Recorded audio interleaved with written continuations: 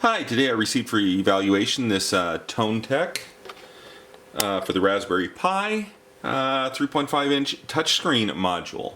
I'm going to unbox this thing and try it out. On the back it says it's easy to set up. It's 480 by 320, 3.5 inches. Yeah, so let's open it up and see what's in here. Couple of things. The instruction sheet. Yeah, so we'll do all of this stuff.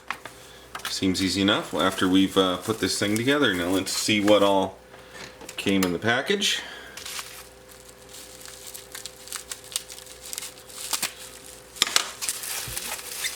Oop.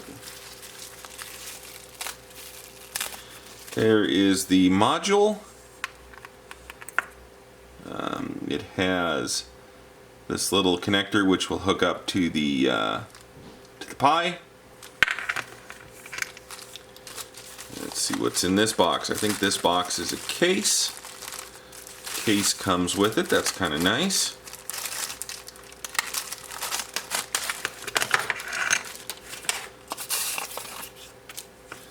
Yeah, this is just going to be one of our usual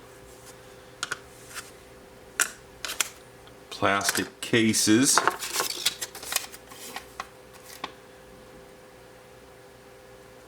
It actually has a cover, but I bet you don't use the cover with the LCD. So yeah. Okay, so I happen to have a Pi sitting around. Some kind of SD card. I don't know exactly what SD card that is, but hopefully it's a good one. Let's put this case together real quick. It's always kind of a pain to peel the paper off of the plastic on these sorts of things.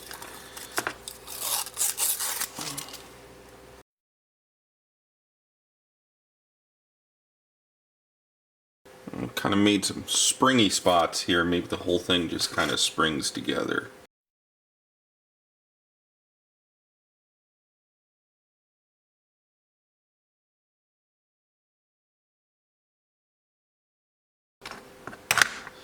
Then this thing. Just going to take a guess that it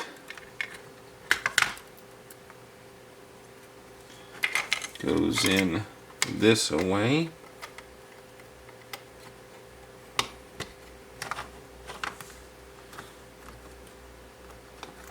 Oops. See, order of assembly matters. Take this back loose again. Because this is to slide into those two holes.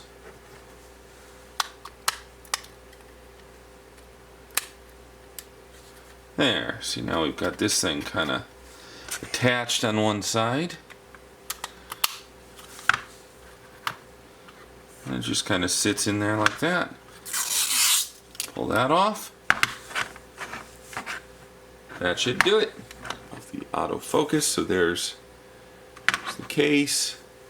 Slot here for the expansion connector. You can see it occupies most of the Pi's pins, only leaves a few left. It's all your ports. There's more ports. And the mounting holes in the back. SD card slot. So it does want us to update everything. Apt get update. This is going to take a while.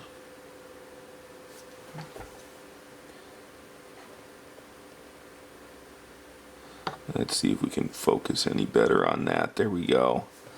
A little better focus. Then it wants us to do an apt-get upgrade. Apt-get upgrade. This is going to probably take a very long time. Well, it doesn't look that bad.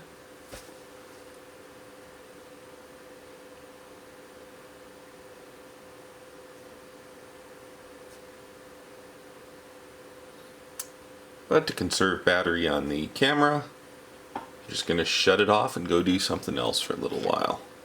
So I've already set my logged in as root. Now I'm going to cd/boot/overlays, and I'm going to rmmz 61581 overlay.dtb. Hope that file wasn't important. And we're going to do a wget http tontec.com mz61581 overlay.dtb.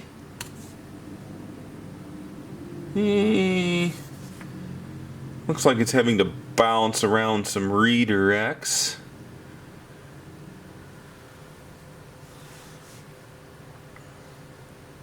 Okay, there, we've downloaded the file. And then reboot.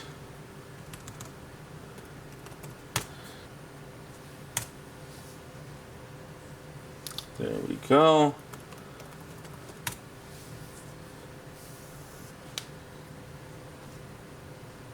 So again, let's sudo bash. And then it wants us to edit, boot, config.txt.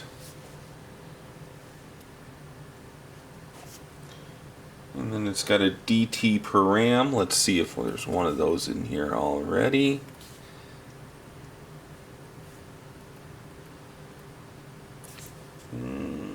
Okay, so I've already got SPI on. That's that line there it wanted to have, and then it also wants a DT overlay. Here, I was recently using this to play with a sound card. Let's take that out. DT overlay equals MZ 61581. And let's give it another reboot.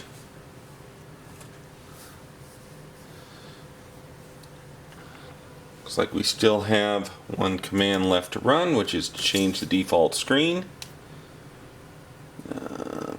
Let's log in. And we'll sudo bash emacs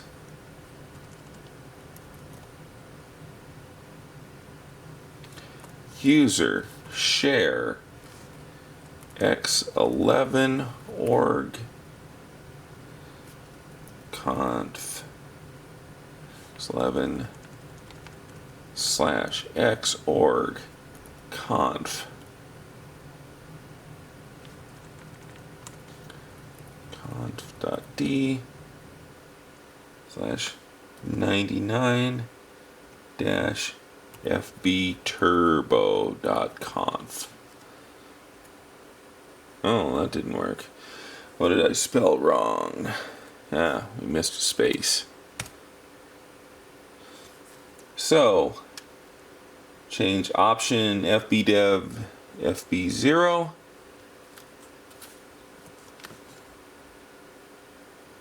Let's change that to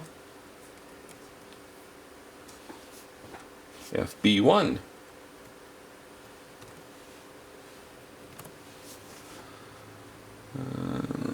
FB0 to FB1. Now we need to edit boot command line.txt.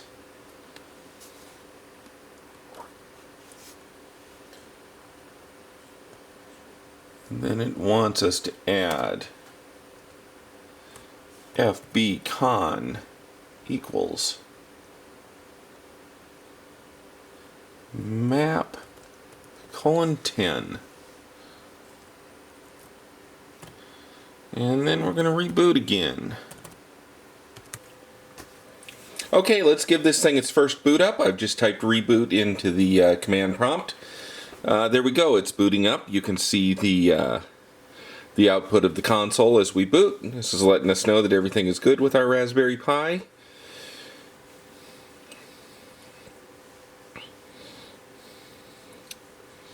It's very easily readable display. And there, we're at the login prompt. So get my keyboard out here.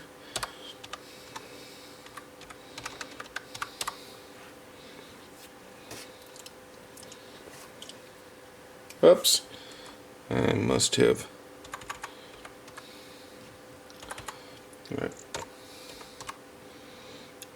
bumped something. Raspberry.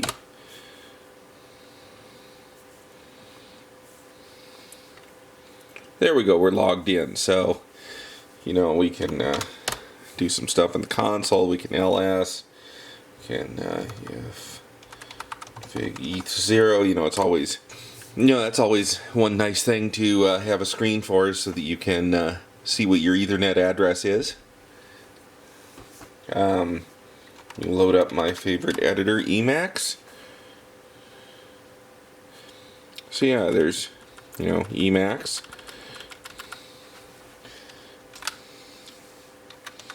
Let's start X Windows. Taking a second for X Windows to get going here.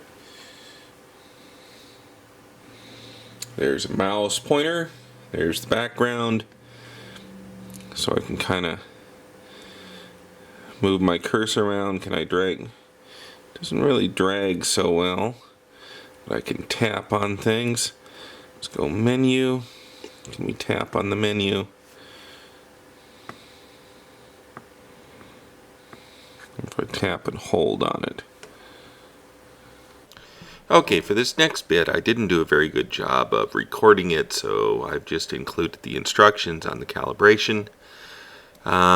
These instructions were inside of a Word document that was inside of a zip file, so I had to kind of type all of this stuff manually into a terminal window.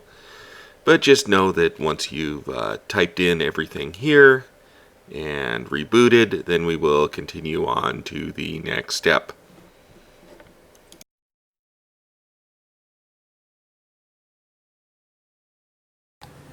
Okay, so we're booting up again.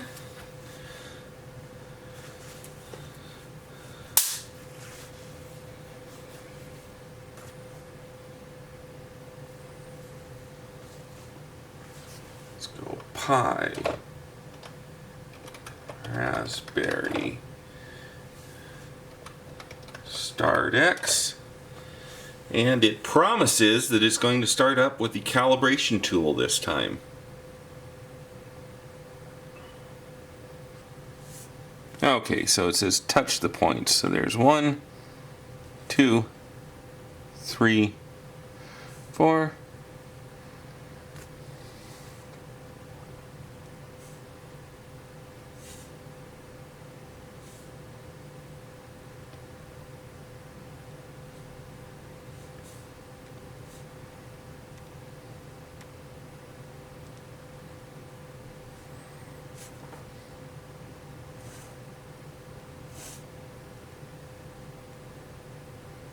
Did it work this time?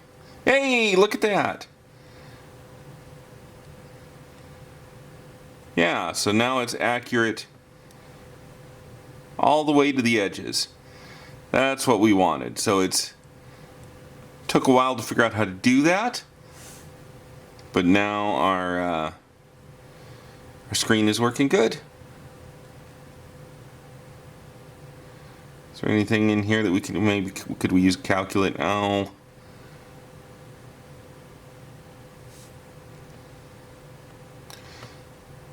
Accessories.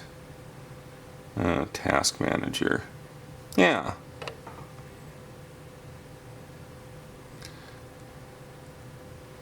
Yeah, so it's good and accurate now. That was our issue, was just needing to run that calibration tool. Well, I'm satisfied that this thing is working. Let me just give you my final thoughts on it. I like the fact that it came with a case. I'm not really a touchscreen person, so I don't have a whole lot of value in the touchscreen, but I mean, it's, you know, maybe I'll find a time when I can use the touchscreen functionality. The case looks good, the screen looks good, it's all readable. Case seems sufficiently durable. You do have a cutout here where you could run some GPIO, though they use up most of the GPIO, and that's kind of unfortunate because, you know, I like to do a lot of prototyping myself, and when you've used up, you know, the bulk of the GPIO like that, you know, and there's no really connector anywhere for me to piggyback any of those, it's a little bit difficult to prototype. You still got, you know, some pins down here, so if you have some simple devices, you can hook them up down there. But, you know, like if you wanted to hook onto the I2C lines or something, you know, you're stuck because they used them up. Maybe you could solder in some hacks onto these and maybe find some way to use them. I think it's a good little screen. I think it's a good little case. I thank tontec for sending it to me, and I'm glad I got to try it out, and I'm sure I will find a use for it. Here, let me, just in closing, turn off all the lights, and you can see it in its fully lit glory. It does have an off switch. Thank you for watching my video. Please visit my website at www.smbaker.com for more electronics projects and sandrail stuff. Bye.